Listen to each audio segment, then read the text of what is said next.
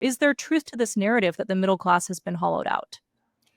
No, it's absolutely untrue. If you look at the statistics on household income over the last 70 years, if you call lower class 50,000 and under, middle class 50 to 100, and upper class above 100, what you find is that the lower class has shrunk. Under 50, there are less people under 50, slightly.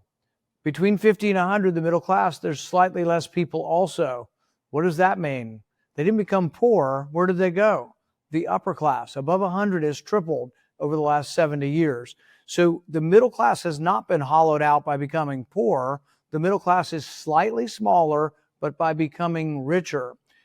What people don't understand is they see things in immediate sort of terms.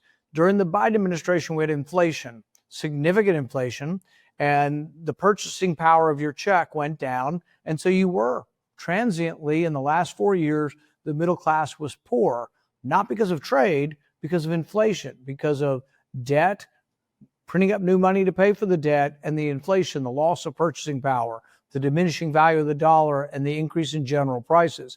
That made people transiently poorer, but on a 70-year curve, we've all gotten richer. Humanprogress.org talks a lot about this. Steven Pinker talks about this in Enlightenment Now. What you find is actually that 100,000 people are escaping poverty every day around the world.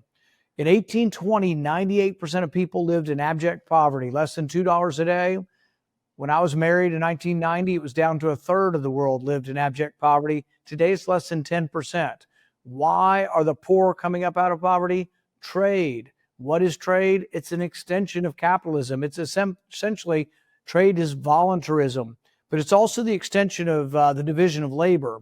Adam Smith wrote about this, and he said that prosperity is only limited by the extent of the division of labor. So the division of labor occurred when somebody in every household made their own shoes. And then one person in the village made their shoes, and you had a division of labor. But then it turned out some guy 2 counties over, or woman, was even better, and that person began making shoes for the whole community.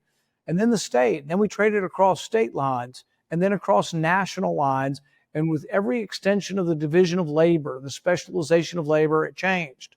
Now, some of manufacturing was lost because of regulations. Some of it was lost because of governmental enhancements of unions. So when governments began protecting unions in the 1930s, not the right to bargain, the right to collectively bargain is a basic economic and capitalist right. But if you protect the unions from competition, you give them special privileges, then you can enhance them, and you enhance the labor rate above the world labor rate, and that cost us some. We also didn't innovate. When we started doing steel, the electric arc furnace was an innovation. We didn't innovate with that, and we still have the blast furnace, and we haven't been as efficient or cost effective with making steel, and the rest of the world got past us. But also, as countries advance, as they get richer, many jobs in manufacturing actually do go to other parts of the world. And as you become richer, we buy more stuff because we're rich. So if you ask a rich person what their trade deficit is with Amazon, a rich person has a much bigger trade deficit with Amazon than a poor person. So we're a rich country.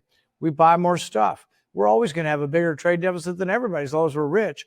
If you want to get rid of the trade deficit, we could become poor.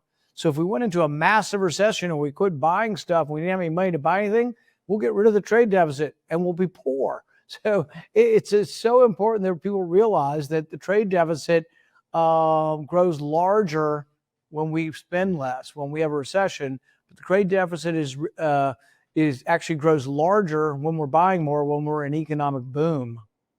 Yeah, I mean, you're talking about this as in growing the pie for everyone, but what I'm hearing from the supporters of these tariffs, within Trump's coalition, is more of a zero-sum argument where, yeah, this might temporarily hurt Wall Street, but it's gonna help Main Street and bring back working class jobs, and those things are in tension. That's exactly what we heard from our a guest we had last week, Batya Ungar-Sargon, who describes herself as a MAGA leftist.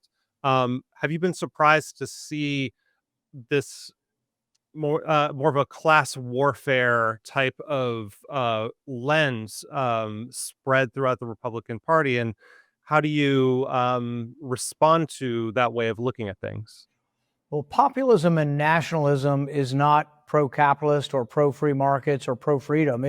It's really a disjointed philosophy that basically is built upon incorrect premises. So you're right; they see everything as zero sum. If someone wins, someone has to lose, and actually, the marketplace is win-win. And it's one of these curious things about a trade. So if I buy something from you, in my mind, I have to think I won. If I have $100 and I want to buy the microphone that's in front of you for $100, I give you $100, but I want the microphone more than my $100. I feel like I won. But interestingly, from your perception, you think you won because you wanted my $100 more than you wanted the microphone. And so when we make a trade, any purchase, both sides of the equation, it has to be what they call mutually beneficial. So it's a win-win. And the more trading, the more economic activity, it's winning all around.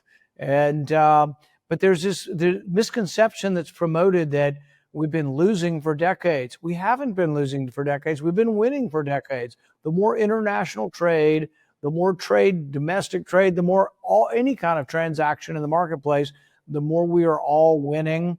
And the statistics prove this out. But there have been too many people out there saying, oh, the middle class is hollowed out. We're all poor. The only way we've become poor in recent times is through inflation and loss of purchasing power when prices rise faster than your wages do. That is a real thing. But as far as trade goes, trade has actually been doing the opposite. Trade is proportional to wealth. Hey, that was a clip from Just Asking Questions. You can watch another one here or the full episode here. And please subscribe to our brand new channel to get us started off right and be notified when new episodes or clips go up. Thanks for watching.